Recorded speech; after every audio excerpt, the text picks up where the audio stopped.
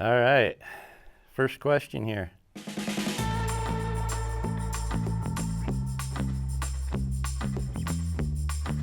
You can only do one for the rest of your life. Shed hunting or morel hunting, and why?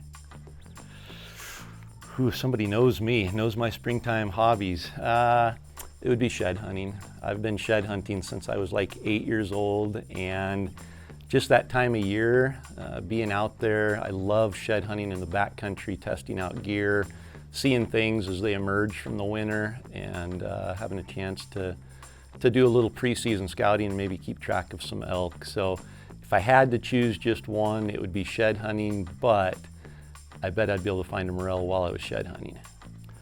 All right, next one. Favorite backcountry snack? I would say it used to be a mini Snickers bar, but I'm trying to cut back on sugar a little bit. I'd have to say a honey stinger waffle in cinnamon flavor would be my go-to.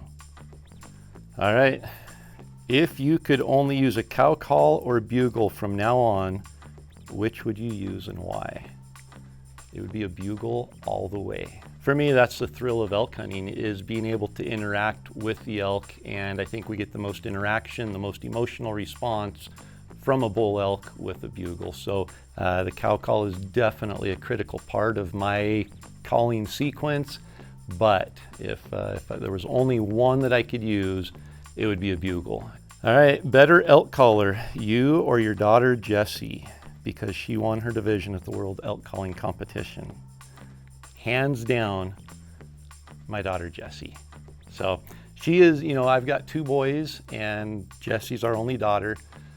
She is absolutely a learner. And when you teach her something, she does it exactly like she was taught. She does it the right way and doesn't deviate. My boys, myself, I think most of us, when we learn something, it's like, well, maybe I can do my own little thing here and add this. Or, when it comes to shooting a bow, I've got all sorts of bad habits.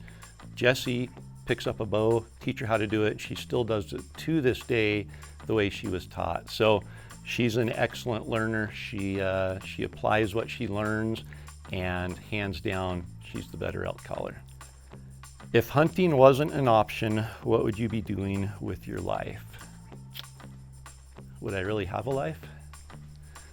If hunting wasn't an option, I've got to have a challenge. I've got to have something challenging me in the outdoors. So it would probably be something athletic, something physical, probably be some kind of a coach. I coach high school basketball now, and it doesn't interfere with elk season. It does get in the way of some hunting though. So if there was no hunting, I might be a more devoted coach in some form.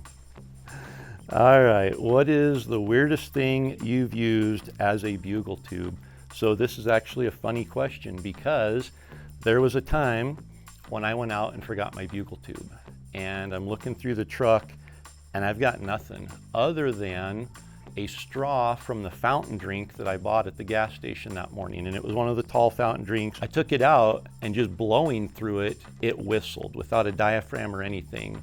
And I actually called an elk in to 3 yards. I hid in an old burned out stump and called the elk in, and could see his antler tips as I'm looking right up there at 3 yards, hiding behind this burned out stump. And all I was using was that little straw that had the ribs on it, and when you blow through it, it just made the high-pitched squeal. It wasn't overly loud, but it was effective. So definitely the most creative bugle tube that I've used so far. Most important thing you look for in a hunting partner.